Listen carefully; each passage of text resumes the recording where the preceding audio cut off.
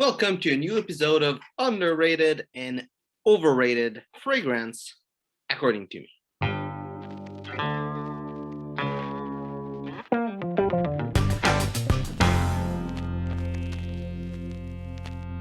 So today, it's the 8th episode of this series, and I'm seeing this being very close to the end. I think I'm gonna go up to 9, so 2 left, including this one.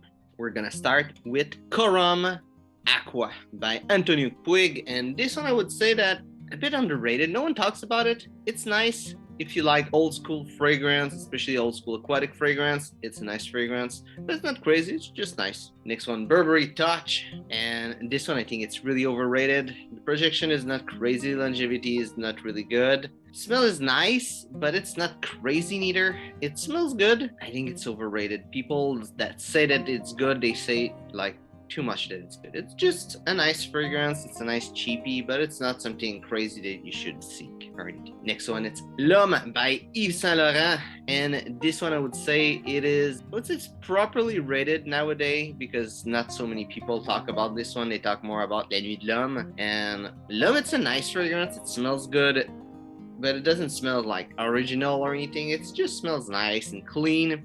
And if what you want is just something to smell nice and clean, it's a nice fragrance, but it's nothing crazy, but it's good. So it's properly rated. Next one, it's Bois Mystérieux by Guerlain, and this one is really underrated. No one talks about it, and seriously, it's probably the best myrrh fragrance on the market. It smells really good.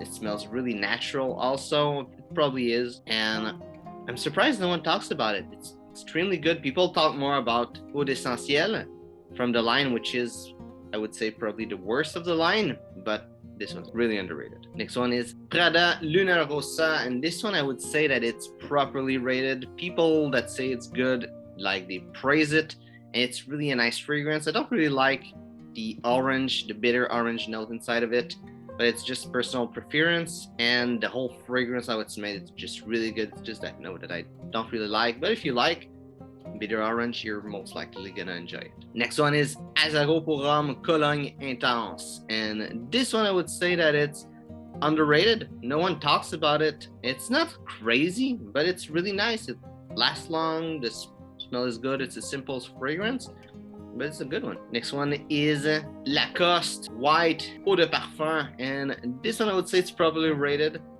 It's a nice fragrance, but the original is better. Ferrari Scuderia Black, and this one I would say that it's properly rated. No one really talks about it. It's not crazy. It's kind of a synthetic version of Bus Bottle. It's nice, but it's not crazy. Versace Blue Jeans, and this one I would say it's a bit underrated. It's really nice. It reminds me somewhat to Habit Rouge by Guerlain, more toward like the mid notes, but like the composition also, how it's made, the thought behind it, it reminds me a little bit of Habit Rouge, even though it's really different fragrance, like really different fragrance, but it's still like citrus, sandalwood, and some sweetness toward the end. Also, it reminds me of La Lique pour Homme, the bottle with the lion head on it, and I would say that it was made before La Ligue pour Homme, but I would say that it feels more modern than La Ligue pour Homme. And really, for the price, it's extremely good. Next one is Dior Fahrenheit, and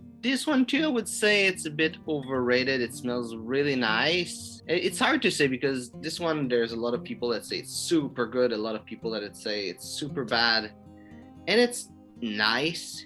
It's good. It's not crazy. Maybe the more I wear it, the more I'll enjoy it. But right now, I just think it's nice. I don't wear it really often.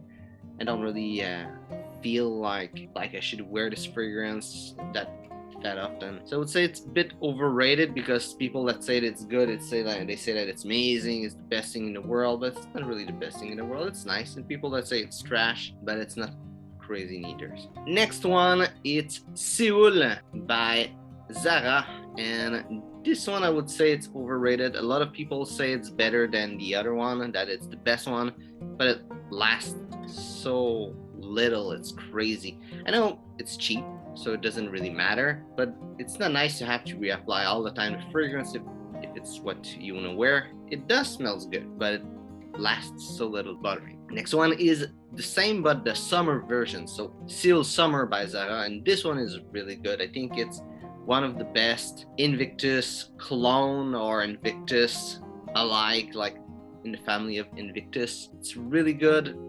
Projection is good, longevity is good, and it smells really nice. And I will say it's underrated. People don't talk about it, but it's definitely worth looking for it. Next one is Yves Saint Laurent Y Le Parfum, or Y Le Parfum. And this one and the whole line Y, I think it's a bit overrated. It's nice, but it's not crazy.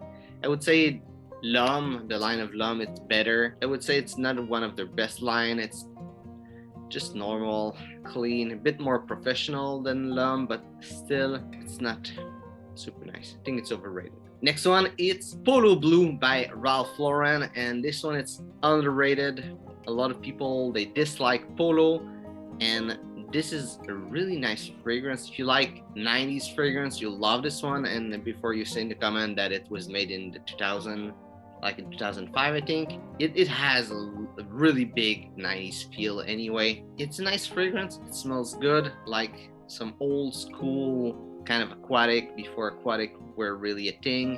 It smells nice. Doesn't last long, it's true, but it smells really good. And it doesn't last a really short period of time, it's just not long. Next one, Polo Black by Ralph Lauren again, and this one I would say that it's properly rated. I would say a bit more elegant in a way than Polo Blue. It reminds me a lot of Polo Blue.